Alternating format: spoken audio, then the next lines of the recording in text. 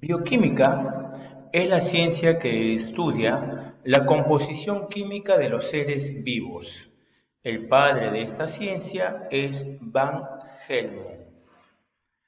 La bioquímica ha llegado a interesantes conclusiones, como por ejemplo que de la totalidad de bioelementos consignados en la tabla periódica, aproximadamente 22 de ellos se encuentran en todos los seres vivos, más o menos en las mismas cantidades, siempre y cuando estos seres vivos se encuentren en condiciones normales. A esos elementos químicos se les llama bioelementos. Los bioelementos se clasifican de acuerdo a su abundancia. Los más abundantes son los primarios y ellos son el CHOMS, el carbono, el hidrógeno, el oxígeno, el nitrógeno, el fósforo y el azufre. De esto hay 99% en casi todos los seres vivos y el 1% restante está constituido por los bioelementos secundarios y los oligoelementos, o también llamados elementos traza o elementos vestigiales. Pero no por eso menos importante. Estos bioelementos son bastante importantes para el normal desarrollo de los seres vivos. De faltar alguno de estos, pueden presentarse serios problemas. El carbono es el bioelemento más importante porque tiende a formar nexos con otros bioelementos, constituyendo biomoléculas importantes para la vida. El carbono. Aquí tenemos el símbolo del oxígeno. El oxígeno es el bioelemento más abundante cuantitativamente hablando dentro de los organismos. El oxígeno es un agente oxidante y es el único que en el caso de los animales, como es el caso de los seres humanos, se requiere de un suministro constante. De faltar oxígeno, la muerte puede ser inminente. El hidrógeno. El hidrógeno es un elemento bastante importante. Recordemos que forma parte de la estructura del agua, parte del ácido clorhídrico y se encuentra en casi todas las biomoléculas, como pueden ser los glúcidos, los lípidos, las proteínas, las vitaminas, los ácidos nucleicos. Los bioelementos secundarios ya hemos dicho que junto con los oligoelementos suman aproximadamente el 1% del total de bioelementos que encontramos en un organismo. El calcio es uno de ellos, el calcio. Importante porque forma biomoléculas que se encuentran en estructuras duras de los cuerpos, como pueden ser los huesos, los caparazones. También se encuentran los músculos y también es importante para la transmisión de los impulsos nerviosos, el calcio. El sodio es el principal catión extracelular. Es importante también para la conducción nerviosa y para las contracciones musculares. El cloro es un anión. Tiene propiedades antimicrobianas, propiedades bactericidas. Por eso es que el cloro, en su forma de hipoclorito, o más conocido como lejía, se emplea para desinfectar ambientes y hasta alimentos. El cloro.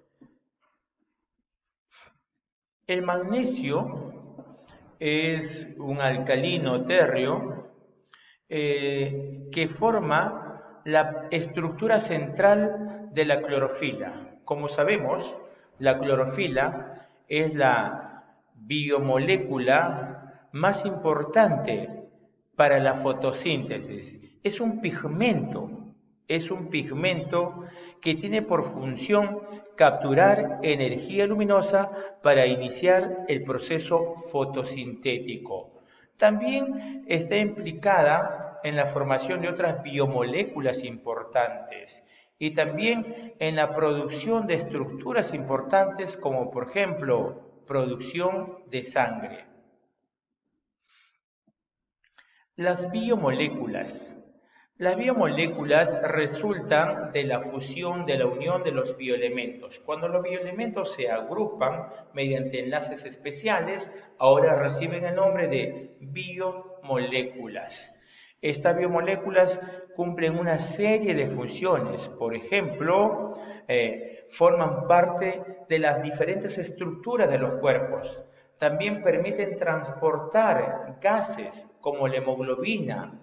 Tienen función catalítica como las enzimas, función energética como los lípidos y los polisacáridos, función genética como el ADN, función defensiva como los interferones, como los anticuerpos, protectora como la melanina y reguladora como por ejemplo las vitaminas.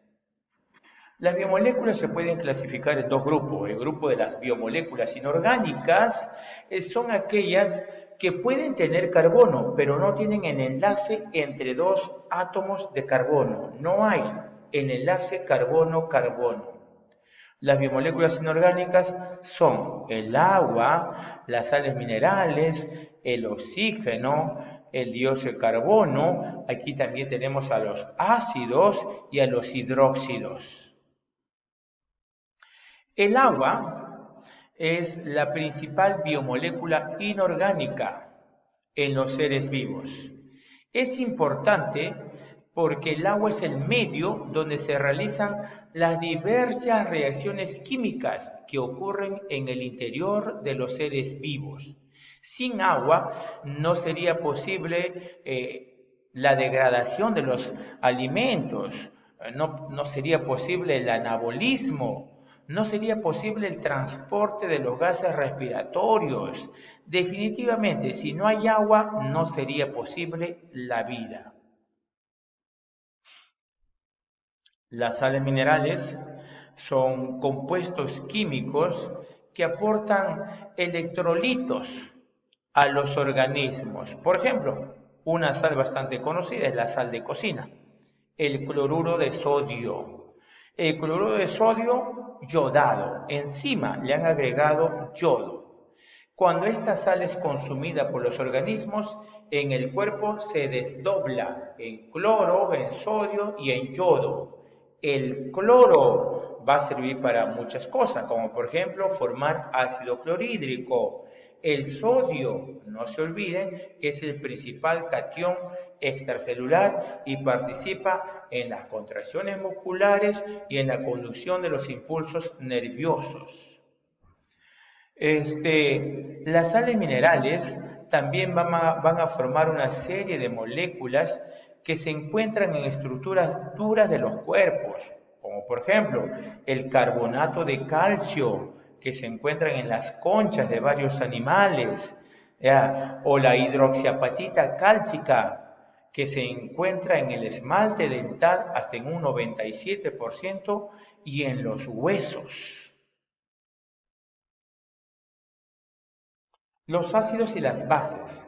Se llama ácidos a las biomoléculas que tienen altas concentraciones de hidrogeniones. Esto es un hidrogenión, hidrógeno más, hidrógeno en su estado iónico. Y las bases son compuestos químicos que tienen abundantes radicales oxidrilos, OH. Los ácidos.